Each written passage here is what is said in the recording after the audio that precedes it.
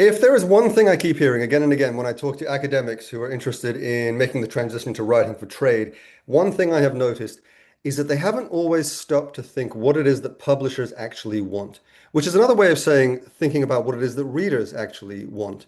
We're so used to in academia seeing the value of what we do being the value that it provides to the field, to the scholarship, to the debates and the theoretical interventions and so on. We forget that the readership for a trade book is motivated by something very different, which is not, sort of this scholarly intervention, but rather, a sort of cool, fun read, something to pick up and take to the beach with them, etc. Which means that publishers need to be thinking about that, what it is that readers actually want. And one of the surprising questions that I think I don't get very often from academics when I talk to them is what is it that publishers actually want? But I think this is a very important question to be asking. So what we're doing today is I've invited someone who's very, very well placed to be able to answer that question. Clive Priddle, who is the newest member of our team, the Scholars to Storytellers team. We've been working together for about 3 months or so. He's been helping to share the coaching with me as the organization grows and there's more coaching than I can take on. Clive has been a tremendous asset to the organization because, as he'll tell you himself, he has a long career in trade publishing. Formerly, he retired about a year ago as publisher of Public Affairs books, and we'll talk a bit more about Public Affairs as well. If you don't already know them, of course, they are one of the marquee names in this space that a lot of you are interested in, which is serious nonfiction. And Clive, what he brings that I don't bring, that I really like, and it's a really nice compliment. Obviously, I am an academic who made the transition. I was trained as an academic, but worked in journalism and made the transition to writing for trade. Clive has been on the other side of this as a publisher who has received hundreds and hundreds, I don't even know how many, you'll tell us, of submissions over the years. He knows better than anyone what it is that works, what doesn't work. And so we're going to talk a bit about that today and a little bit about his career as well. So welcome, Clive. Thank you. It's great to be here. Very, very happy to have the chance to talk to everybody. Great. So let's just jump right in. Maybe you could tell us a little bit briefly about your career and kind of the whole trajectory, the whole arc, and how you came to be doing what you're doing, and kind of how you ended up at Public Affairs and so on, and sort of what sort of highlights and lowlights have stood out for you along the way. Well, very quickly, I started in the UK. I was an arts graduate without a sure sense of what I wanted to do, and found my way into publishing through the half a connection that I had. I really didn't know anybody who worked in publishing, and but I got to start at Penguin Books, which was a wonderful place to start because they just did such a lot. It meant you could see a whole wide library of books coming through every year, just different genres, different styles, different everything. Wonderful place to get your feet wet in publishing. Um, and I was there for a few years, and then decided I really wanted a chance to be the person who commissioned the books, who decided what got published. And my chances at Penguin looked like they were somewhat slim, so I moved to a much smaller press, which happily had a few very good years. It was bought by HarperCollins ultimately, and HarperCollins agreed to set up the imprint in the States, and I came to do that. And then I shifted from there after a couple of not entirely satisfactory years, I will say. Don't think HarperCollins in the States wanted the imprint quite as much as the imprint wanted to be there. And then moved to Public Affairs, which was part of the Perseus Group, which ultimately became part of Hachette Books. So a couple of acquisition mergers in that story, quite typical for publishing. But that's what brought me through to where I ended up at Public Affairs, which was ultimately as a publisher, having sort of traveled on an editorial track throughout. I'm not a marketeer or a salesperson publisher. I'm an editor publisher. Yeah. That's great. Thank you. And you've worked with all kinds of interesting people. You've edited, I think, 4 Nobel Prize winners, a whole lot of household names, people like John Kerry and Richard Haas, and but you've also edited people who are not as well known. I'm sure along the way you've edited people who are sort of like a lot of our audience are people who are scholars who have maybe written 2 or 3 monographs, who are making that transition into writing serious nonfiction for a larger audience. Um, what's one of, I mean, for our audience, I think what's one of the real lessons that you've seen? What are some of the mistakes you've seen people make? What have you seen that really, you know, when people get it right, what is it that they're getting right? When they get it wrong, what is it that they're getting wrong? What are some things that people need to look out for? I mean, based on your experience, or maybe you can share one or two anecdotes of people you've worked with along the way who are sort of scholar celebrities now, thanks to you.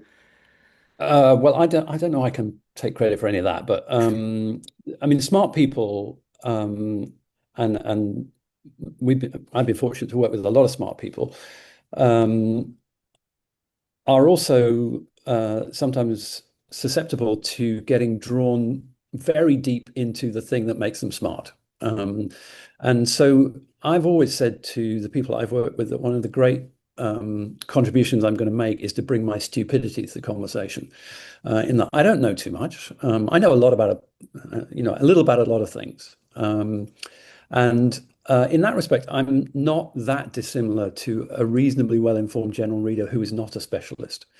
And so my stupidity is kind of a version of the audience. I'm ignorant in all kinds of ways. I'm susceptible to being entertained by, stories that I haven't heard before or stories that I have heard but told in a different way. And in that respect, I think I am a good reader in the sense that I'm usually kind of positive and engaged, and I'm excited to see where the book is going. And at the same time, I'm also a reader who doesn't feel an absolute obligation to the subject because I am a career social scientist or a career cultural studies professor or whatever. If I get bored, I get bored. If I find that a book is really trying my patience, then it really is trying my patience. And I think that, being a good editor and publisher is sometimes having the courage to just admit that to your authors and say, look, guys, this just doesn't feel very interesting to me. And it doesn't matter, it doesn't interest me, but what worries me is it might not interest the other people too that we're trying to reach. So um, I guess I've managed to do that in a reasonably sympathetic way with the authors, and they have sometimes they've been glad to be told that yeah, something isn't quite working because they kind of knew it. They just needed somebody to sort of stick a pin in it and say, okay, we got to deal with this. And it then leads to all kinds of interesting conversations. And the thing I love about publishing, book publishing specifically, is that the people you work with are people who are dedicating a lot of time and intellectual headspace to their projects. It's not casual. Most people that I've worked with are writing books not in the belief that it is going to make them immediately rich. Many of them are doubtful that the hours that the book takes are ever going to be rewarded at more than minimum wage at the end of the process, although happily some of them have been handsomely. Um, but it means that they come to the project with a huge amount of commitment and willingness to make it as good an experience as possible, and that's incredibly valuable to me. I feel that they're working, with passion and with dedication, and working alongside people who show that. I think brings the best out of me. I get a little bit of reflected passion and enthusiasm from them. So I really like book publishing and across all genres, but I think academics are a perfect example of that. And insofar as publishers and editors can make a good contribution. Sometimes it's the little things that can really make the difference. Um, and so I'm going to talk about somebody who I didn't edit because, and I certainly don't want to be seen to taking the credit for it, but Shoshana Zuboff, who's a very distinguished academic and has been at the Harvard Business School for many, many years, a professor there, and had been researching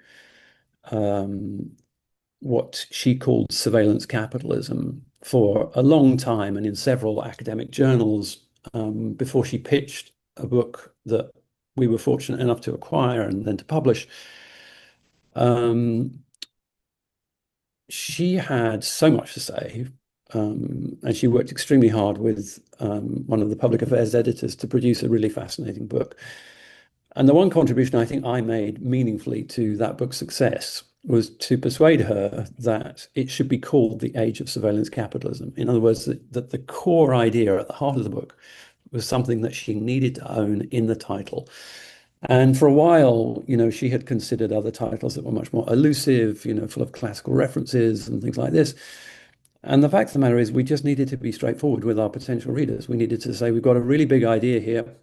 We want you to know what it is. It's a kind of era-defining book that we're offering you, and we're going to throw it straight at you under its core identity.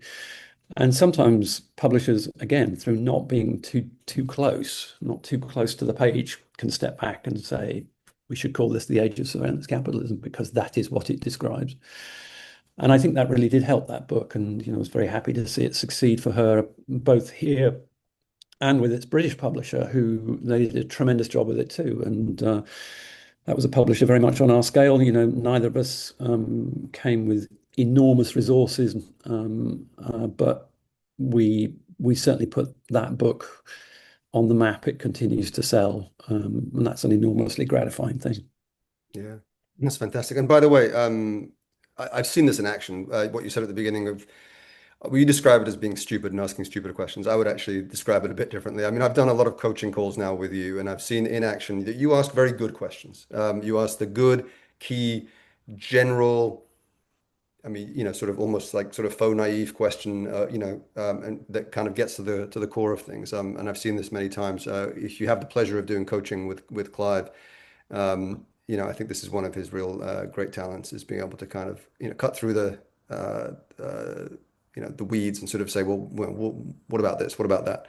And that's what I try to do as well in my coaching calls. I think that as an academic, I agree with you. Sometimes you get in your own way because you are so damn smart that you need someone who's still pretty smart but doesn't know very much about your topic to kind of say, well, oh, so really you're trying to say this? Is that, And I find that I do that a lot as well with my clients. And that weirdly can be one of the most useful things, right? Because it sort of pushes people to think, okay, big picture, what am I really trying to say?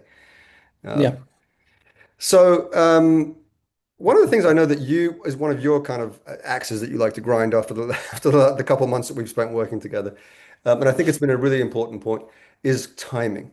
We often talk to people who sort of say, yeah, I want to do a trade book. It's not really a good time. I want to wait till I have sabbatical a year from now or so on, and I think that this is an issue that I've often come up against, where I have to kind of remind academics this works differently. This is not like your classic go out and work by yourself for years and years on a book and then produce this massive monograph and then here it is, lo and behold, present this to Cornell University Press or whatever, and then they send it out to peer review and they tell you whether they want it or not. Trade publishing works so fundamentally differently, right? You've said this many times, I know on calls that we've had, and I've tried to say it to clients as well.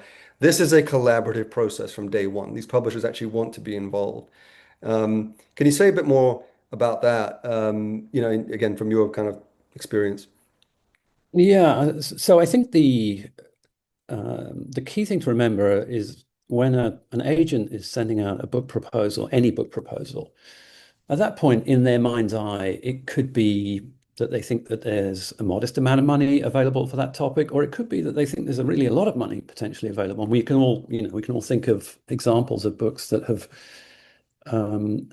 generated very large advances. So from the publisher's point of view, excuse me, they go into all those submissions with their mind, in a flexible state. They could be persuaded that they really are going to stick their hand in their pocket for six-figure sums. By the way, maybe we should step back a little bit just in case people are not. I don't want to, assume too much knowledge as well. And remember, on the part of the audience, we were talking about publishing with big trade publishers. You have to start by getting an agent. There is no other way to do that. You need to get yeah, you'll be happier if you do. right. Yeah. And we obviously exist here to help you kind of get from a concept to an agent-ready proposal. But so that's what kind of Clive is getting at. But anyway, I didn't mean to cut you off. Yeah, so I just mean that that first moment that the proposal drops onto a potential publisher's desk, hopefully via an agent, they are considering it as a piece of business, and it could be, best case scenario, it could be a piece of business that is quite expensive for you, the author, and so and if that is so. It will be both because of the core content of the book, whatever it's about, has resonated with the editor and publisher in a certain kind of way. They believe there's a good opportunity for that. But it will also be because they recognize something in the author's ability to stand behind that book and promote it and help them sell it and indeed be part of the publication. So that's their mood when they're looking at the proposal. And especially if they start to put tens or hundreds of thousands of dollars on the table, it's not a casual business. Suddenly, it isn't kind of, well, I may have time to do this in a couple of years. That's not going to cut it. It has to be a priority. The author has to describe this as a priority for them so that the publisher can get equally excited about the prospect of publishing it. So the notion that you're doing a fantastically interesting piece of research that is in a corner of your area that nobody has touched, that's fine. But that isn't commercial, not inherently. It might be, but it isn't inherently commercial. And that pitch that says, I've got great new research, that's not enough for a commercial publisher. Commercial publishers looking to hear something else. And indeed, I'll go further than that and say that after several years of hearing other people do this to me and indeed doing it myself, when I hear the word interesting as part of a pitch, I'm almost suspicious that it isn't commercial because pretty much everything is interesting. So what else have you got? What's missing that Especially when it comes from academics, because academics Yep. find everything interesting. Everything is And inherently interesting. Right. everything is inherently interesting, and that's exactly the point. So what have you got as well that makes interesting into commercial? I think is very much the conversation that the publisher is having in their head when they're reading your materials. And some of the answer lies in the energy, the dynamism, the connections, the willingness to get out there and find your audience that the author brings to the proposal. And it's a really, really vital part of the pitch as far as I'm concerned. And I think publishers pick up very much on that positive energy. It's a different version of what I was just describing, passion for the content of the book, but also passion to get out there and really, really raise the flag as high as you can get it up the pole on behalf of whatever your project is. I always say to people that I think that a trade book is born at the inception. That the best time to think about writing a trade book, if you're an academic, is when you've just wrapped up your last book project and you're just starting to think about the next one. And this often surprises people because, again, they're so used to going and doing all the research and then writing it and then looking for a publisher. But what I will say is the moment you start researching and writing, you've already started to ask a whole bunch of questions in mind that have academic questions, academic answers, academic stakes. You're imagining an academic reader. Even if you think you're not, you're unconsciously so well wired at this point to do that. And I've worked with people who are sort of halfway through a project, but I much, much more enjoy working with people who are just saying, I think I want to write a book about X, but I'm not sure what angle I want to take yet. That's a great moment to kind of catch people. I don't know, wouldn't you agree? I mean, if you're kind of interested in this process, if you're an academic who's trying to move to trade, would you Yeah. agree that's kind of the moment to Yeah. sort of connect with us or connect with someone like us, I guess? Yeah, obviously that, but also when you're connecting with trade publishers, I think you want to feel that your project can be flexible enough at that stage to benefit from whatever expertise they can bring. So, you're likely going to sit in a meeting if you're pitching your book and you're taking meetings with publishers. You're going to sit in the meeting where there's a sales director there, perhaps there's a marketing director, publicity director, somebody like that. And you maybe just haven't had the chance to think about those dimensions of your project in the same way that they will think about them. If the project is not fully absolutely formed, if it's still in the proposal stage, if it's an outline, a chapter plan, and a sample of writing, then it can accommodate whatever inputs they have to give it. Now, some publishers will have more, some will have less. The input may be slight. It could be a relatively, small change of emphasis that somebody recommends that you like. You just think, oh yeah, I think that would be really cute. Let's do that. Or it could be quite substantial in the course of the emergence of the book. Many a good book has been bought on a non-final or a less than perfect proposal. So, in a way, if you're selling the book at that early stage, you are giving yourself the opportunity to hear and benefit from the knowledge, commercial sensibility of the people you're going to work with. And that makes a lot of sense. It's also, frankly, just a much harder task to have 100,000 words drop on your desk and to be asked to make that into something different. It's too painful. It's too painful for the author. It's too difficult for the publisher, and generally it doesn't happen in non-fiction publishing. It's different with fiction. So yeah, I think definitely don't wait too long before beginning a conversation about a trade project. Don't feel you have to kind of get it to within sight of the finish line. I think that's not right at all. You really want to be, if we're going to use a sporting analogy, you want to be just slightly out of the blocks. Maybe somebody's fired the starting pistol and you've taken the first 10 strides, but that's about it. Let the rest of the race unfold with good company and commercial colleagues. That is such an important point, and I like the way you describe it. You want something that's kind of malleable, that's a sort of flexible product, right? That's almost a sort Yeah. of choose your own adventure kind of story. You don't want a completed manuscript. You want to be able to present people with possibility, with a potential. That's something that, again, I think is very hard for academics often because it's such a paradigm shift. We're so, I mean, we're trained to be kind of perfectionistic, get everything right, get all the research right, and then submit it to peer review to see if it passes muster. And that's just not how trade books work. It's you're presenting the agent and the publisher with something that they can get excited about and they can shape with you. Um, and again, that's why it's so important to begin this process early rather than when you're halfway through it. In fact, one of the things that we often, I think you and I have experienced often when we talk to people is, they are thinking about doing coaching with us or what have you, and they don't feel like they're quite ready.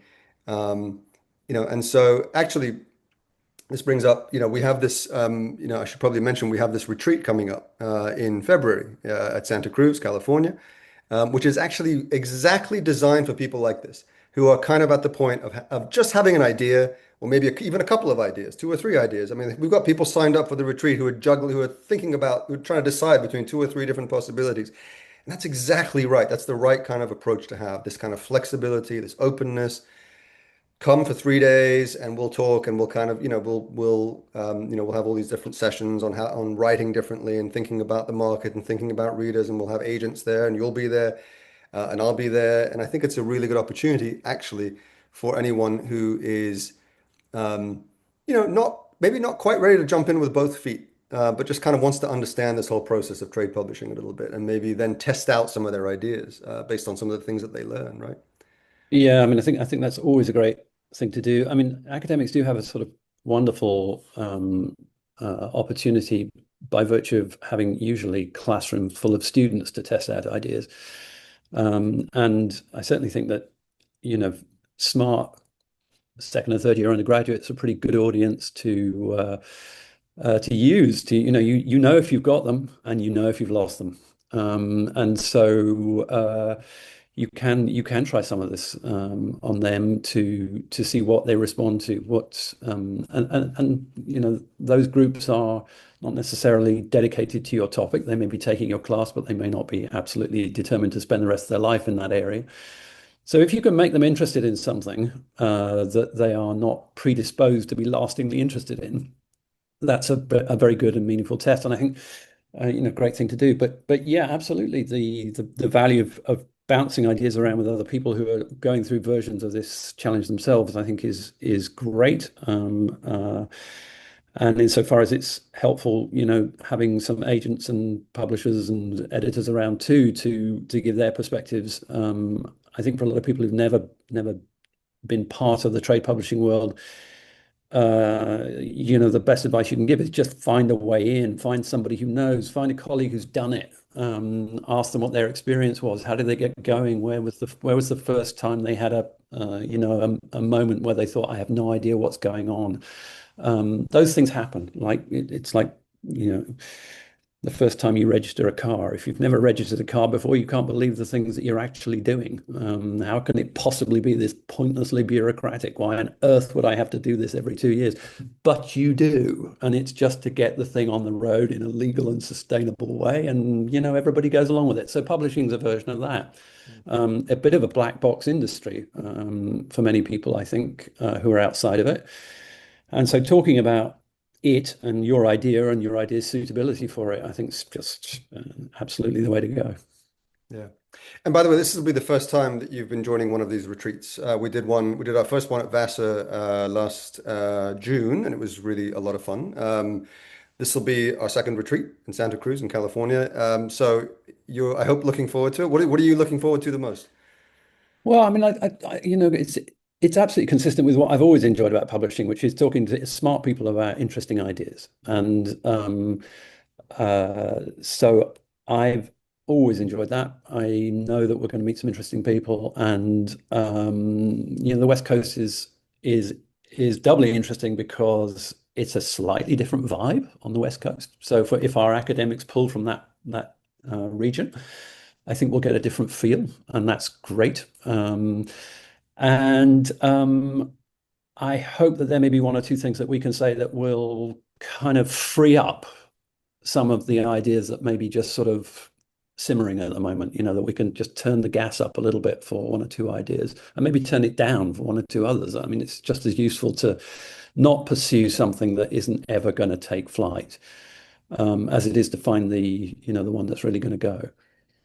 Yeah, absolutely. And it's good that you mentioned the West Coast vibe as well, because I mean, one of the agents that we have joining us as well is actually a West Coast agent, Elise Yep. Kaplan, who's a terrific agent who's signed a few of our clients already, actually. She's going to be there. So when we did this at Vassar, it was a very New York kind of vibe, obviously. We had three agents come up from New York City for the day we do this kind of Shark Tank exercise, which was really fun, where it was a sort of couple of hours, three agents, and each of the participants was given 60 seconds to pitch their ideas to this panel of agents, hear a kind of yes, no, maybe response. And that sounds terrifying, and everyone was very terrified going into it, but it was actually extraordinary. Every single one came out thinking this was one of the most useful exercises of the whole retreat, because it forced them to think sharply and concisely about their ideas, to not do the sort of hemming and hawing and throat clearing, and this is interesting because it's complicated, because whatever, but actually just say, this is a book about whatever. And this is why it's exciting, and this is why people need it. And then to hear this kind of quick feedback and grilling from these agents, friendly grilling, but also to demystify the whole process. Actually, a lot of people kept saying, it was so nice to actually meet agents in person and see that they're just people and that they're really interested in our ideas and they want to sign us. They're not trying to say no; they actually want to say yes. And they're really hungry for these ideas. So we'll be doing that again at Santa Cruz, but this time we'll have one of our agents will actually be from California, Elise, and so that'll be fun as well. Any final words, thoughts? I mean, what is it? What have you seen? We talked about what works. I guess you gave the example of Shoshana Zujoff, but what are some spectacular fails that you've seen, I guess, in your years of watching hundreds and hundreds of proposals come across your desk, specifically from academics? What have you seen where you kind of think, God, I wish someone would tell academics to stop doing this when they pitch to public affairs? One of my favorite meetings I ever took was actually on behalf of a colleague who had agreed to meet a distinguished professor of mathematics. And for whatever reason, that colleague wasn't available that day. And so I said, look, I'll take the meeting instead. And my colleague was much, much better and wiser when it came to publishing what the trade calls popular science. In other words, science books, but with a general audience in mind. And he had a mathematics background specifically. I do not. But I use the same conviction as I do with anything else, which is, the fact that I don't know about it isn't necessarily a downfall. That maybe that's what I bring to the meeting. So I spent, I think, an hour with this professor as he described multi-dimensional geometry. I think we got into the 32nd dimension before he was finished, of a concept that he then described. He said this concept is known as the monster. And I thought to myself, my God, yes. And I have just been eaten by it mentally because I have no idea what is going on here. And it was a really good example. This man was brilliant. He was brilliant. He was, he had gone deep into his area of specialty. But I don't think, well, I know that he could never take a non-specialist reader with him, not just because I couldn't get there, but because I know that book was never published and that he never published in the trade press. So this is not a blame, it's not that he did anything wrong. It's just that conceptually what he was talking about was not suited to a trade and a commercial audience. And I probably should have recognized that long before, the hour had passed and I had disappeared into, extra dimensions of geometry. So I felt rather sort of silly afterwards. I felt I wasted his time much more than I wasted mine because really, he wasn't ready for us, and we certainly weren't ready for him. And I think that a lot of the time it's a mistake like that academics make. And I guess the piece of that I think every academic should both consider and be reassured by is that you can write a really good trade book that can only be written by you with your expertise and perhaps with the research that you've done. But not all of that book has to be uniquely yours. In other words, you are allowed to look at what else is published in the field, and especially, please do look at what's published in the general trade field and in the commercial field. Look at what is published in popular science. Find something that you feel approximates to your book, and then think about that as a kind of model. The most difficult book, I think, well, most difficult and successful book in popular science in those days used to be one called Gödel, Escher, Bach. Super successful book. Became kind of a sort of totem of for a certain kind of book, for a certain kind of reader who really loved quite high concept science books. And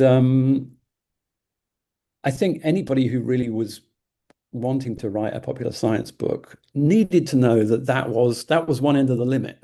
There were lots of other easier popular science books down on the other end of the rainbow, but that was about as far as you could go.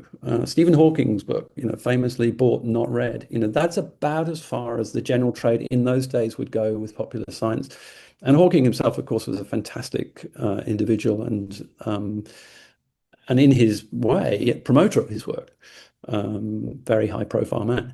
So, I think academics can be reassured that not everything they have to do has to depend solely on their research, and not everything has to be so new that it's impenetrable to everybody else.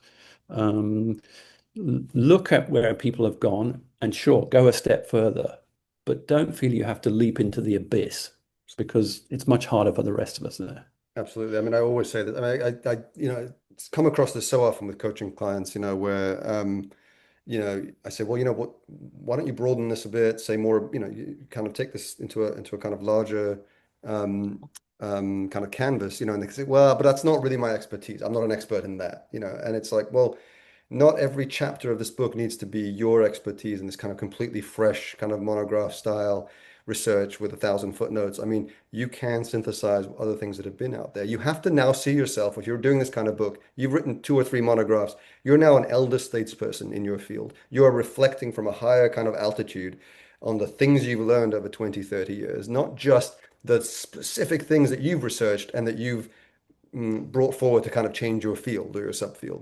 That's not the only thing you're presenting. You're presenting your larger perspective as a psychologist, a historian, a cultural critic, whatever it is, on a large topic. And so inevitably, a lot of the stuff in that book is just not going to be original research, and that's okay. And I do Yeah, think and that's yeah. it's not limited to academics either. I mean, journalists have a version of the same thing, which is they feel they have to get every single piece of direct speech has to be something they draw from the notebooks. And if they haven't witnessed it themselves, then they cannot say that an event happened. And of course, that's not true either. If there's a good record and if there's if something's already documented, then you can absolutely refer to that. You can use it within the context of what a book, whatever your story is. You acknowledge it, but the art is in selecting the pieces of information from elsewhere that combine brilliantly with the ones that you uniquely have. That's the perfect thing. So you have a little bit of the known world, and then you have a little bit of the unknown world. In other words, the unique thing that you as an author are bringing. And it really is like a well-balanced meal. You just don't want pure protein and nothing else. So you're allowed to take from elsewhere and combine creatively, inventively. And that's where the art of really good writing resides, I think. Absolutely. Well, as always, I could talk to you for a very long time, but we don't want to burden you as well in your time unnecessarily, as well as the listeners and viewers' time. Plus, there will be much more of you and of me, and of a whole bunch of other people at Santa Cruz in Yep. February. So, check that out. So, I have to say, that is actually selling very well, much more quickly than I had expected. As of this recording, this is just before Thanksgiving, we've already sold 13 slots, which is actually quite a lot more than I would have expected by now. We haven't been pushing this out that much. So this is going to fill quickly. We're not going to, I don't know I don't have a maximum number in mind, but obviously, we don't want, 50, 60 people at a retreat. It's going to feel overcrowded. So if you are serious about this, we are up until the end of November running an early bird special that gets you $900 off the full cost, which is a pretty amazing deal, actually. So if you're serious about this, I recommend you don't wait. Either for the early bird rate, or frankly, I would recommend you don't wait anyway, because I don't know how much longer before this thing actually starts to fill up. So this is going to be great. I'm very excited. This thing is going, it's going gangbusters, and I'm happy about that. And I think it's going to be another great bunch of people. We had a really terrific group at Vassar last June, and they've all become friends. And we have this, we meet every couple of weeks on Zoom now as well, which, by the way, is one of the perks that I don't talk about often enough with these retreats, is that it includes a 1 year membership in our group coaching. So you have kind of a cohort of people that you are in community with for a whole year, for 12 months. And we meet every couple of weeks and exchange writing and tips and tricks and what's working and what's not. So it's a really just a good thing to get into, to get on board with.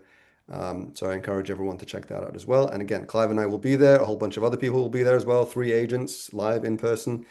Um, plus, we'll have other things as well, like op-ed coaching and so on. The more people sign up, the more people we can bring out in person as well in terms of speakers. So consider that. Okay, it's been great chatting with you. Any final words? I am also looking forward to Santa Cruz and indeed to meeting people through whatever route they come. It's been fun talking to the folks I've met so far, and exciting to see the books emerge. Absolutely. And we'll be having more of these conversations too. Let us know how you enjoyed this, because Clive and I have many more ideas for shorter versions of this, little mini topics that we can chew over and do little mini videos on as well. So hopefully this is the first of more such conversations. Anyway, it's been a pleasure having you.